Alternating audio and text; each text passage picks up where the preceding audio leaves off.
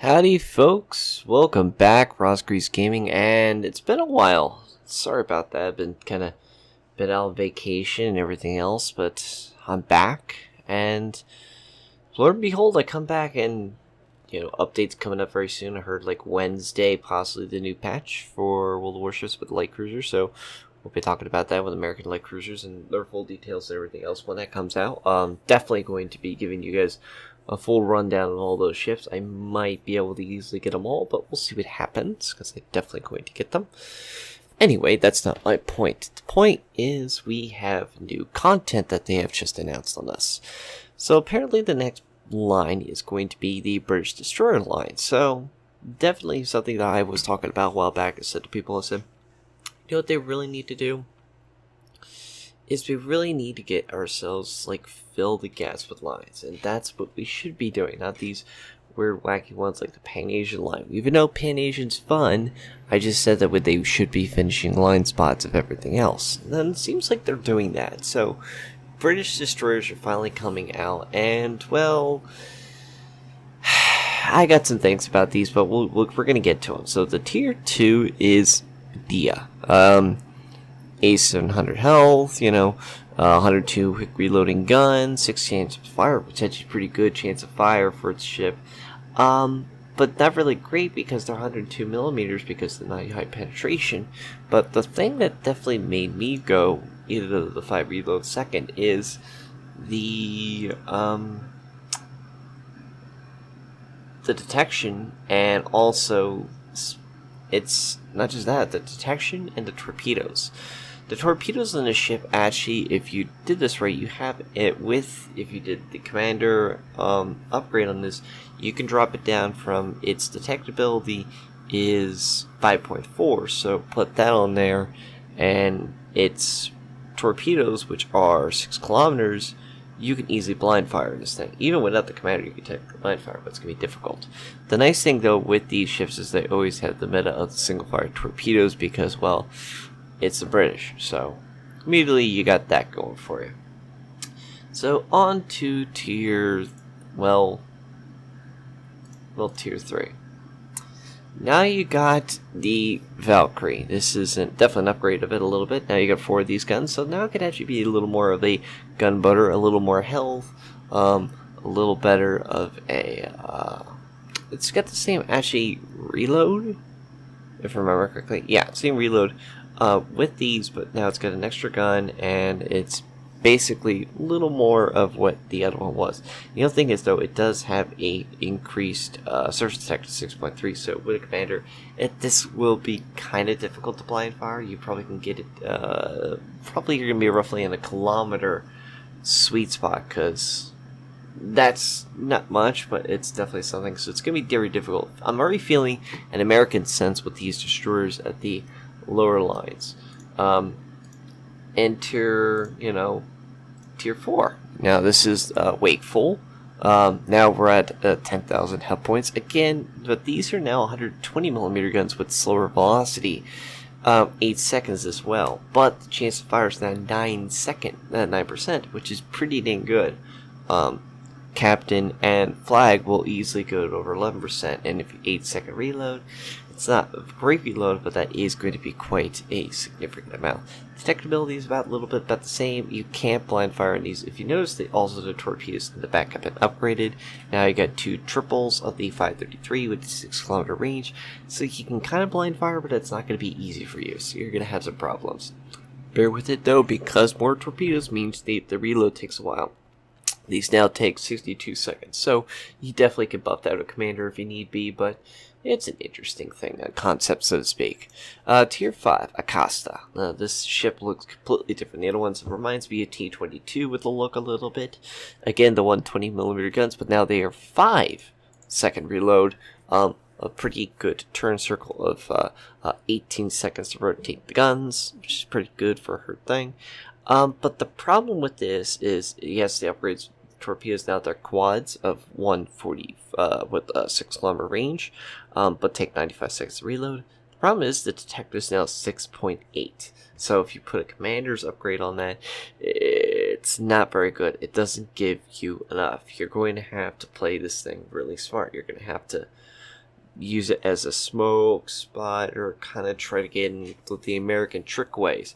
However, this could kind of be a gunbow. 5-second reload could buff it a little bit to basic fire and actually make this a little more of a DPS machine. So, we'll see what a caustic's going to be like, but I don't like a caustic a little bit right now. It feels a little underwhelming. Tier 6, we have Icarus. Like the name, definitely. Again, now it's 8% with a 5-second reload compared to, well, actually both that and a caustic were both 8% potentially, sorry. But again, you can buff that up with the commanders and everything else with flags too, so that's a pretty good amount. You do have the same torpedo, same reload, same range. Ship's pretty fast, but 6.8 again. Wait, no, 6. I don't know what the hell's going on here. No, not with this ship. You're gonna have, yeah, 6.8 again. It's not great. It's not a great ship for that tier 6. Tier 6 is when things start getting really difficult for destroyer players, and especially with cruisers, and especially now with some of them having hydroacoustic Germans and all the other ships, especially the German destroyer line. That's going to be a massive problem. However, you do have hydroacoustic search in this thing, replacing engine boost, and it is quite the serious thing. Now, it's still in testing this, but this could be where we start seeing this kind of meta of the hydroacoustic search. Now we go to tier 7, Jervis, and this reminds me a lot of the Pan-Asian ship a little bit with the guns. Now you got 6 of the 120 millimeters loading at 5 seconds, so that's 6 shells, and within 30 seconds, which, 30 divided by 5, you get about, I don't know, Draz, what do you think? What do you think? It's quite a bit of DPS there you got in your hands there. It's very, very serious reloads. You have 8% chance, so you have a good chance of popping a few fires in these things. It doesn't matter that they're low chances. If you can keep throwing shells on it, you're going to get a fire eventually, and you're going to piss off the enemy. Get hydroacoustic again, but here's the problem. The service detect is 7.2 in a tier 7. Now, bear with it, you do get concealment expert, but that's still pretty bad with these 6-kilometer torps. You can't actually blind fire without putting the modules in this thing. You can't blind fire, you can't blind torp, you can't anything. So it's really, really a nastily terrible problem. Might be an issue that Wargaming might have to adjust, but we'll see what happens with this ship. Now we get into the tier 8, the Lightning. This is when I think things are starting to get actually kind of fun. You go to the same guns again, but now there's 6-second reload. Okay, bear with it. There's 9% chance to increase the actual fire chance. Pretty good shell velocity. And on top of that, now they're 8-kilometer torps with a surface attack 7, so buff the 2 things. You actually have a pretty stealthy of a ship with single fire torpedoes. Not to mention, you do have the ability of removing the smoke and go for a... you keep the smoke and you get an hydroacoustic boost. So you actually got a pretty serious combo there. Yeah. Now, the 2 other ships that I have... people are going to probably want to talk about is the tier 9 and the tier 10. This is where I think things actually get a little more evil. The tier 9 is the Jutland. This is probably a paper ship that was never built. Looks real though. Looks really good. It's a beautiful ship. It's a British destroyer. Speed pretty quick, 34 knots. Not great, but it's definitely pretty fair speed. Surface attack 7 with torpedoes at 10 kilometers, so you can blind fire already without putting the upgrades on this thing. I would, because, well, Raz accepts that. And on top of that, you have now 3.5 second reload on these 120, another 144s, 114s. Yeah, they're smaller caliber and a really weird one, 114 millimeter. But the thing with this is it's 8% chance even with that, with 3.5 second reload. And the turning on these things is 9 seconds. 9 seconds! Oh, by the way, I forgot to mention, these 144s are also AA guns. So you have the ability to actually use AA on this entire thing, because you have you got 40 mils, dual 40s, you have the 144, so you get the 40 range and the 5 kilometer range. So basic and advanced technically you could do, and actually buff up the AA even more with the skill sets if need be. Be quite the damaging aspect. Again, yes, you got the 5 torpedoes and very good speed range there. Okay, so then the last one is the tier 10, the daring class, this is called. This is when I was looking at the numbers and looking at this thing, looking at a sheet and how it looked. First off, the ship looks completely ugly. The bridge looks ugly, the guns look ugly, the big box turrets. But don't let the ugliness fool you with this thing. I actually was quite surprised with some of the things in this. Again, yes, they're 114mm guns, and they're going to have possibly the issue with the Japanese destroyers, because the 100mm was always having the trouble without the inertial high explosive. From penetrating the top decks, so that's an issue, but we'll see what happens. But you have the hydroacoustic again, standard detect of 7, range of torpedoes at are 10 kilometers again. Again, the same torpedoes, the 3, two of the 5s there, very good range, pretty fast speed. Reload time is 126 of course, but here's the thing that drove me up the wall. These guns reload every 2.5 seconds.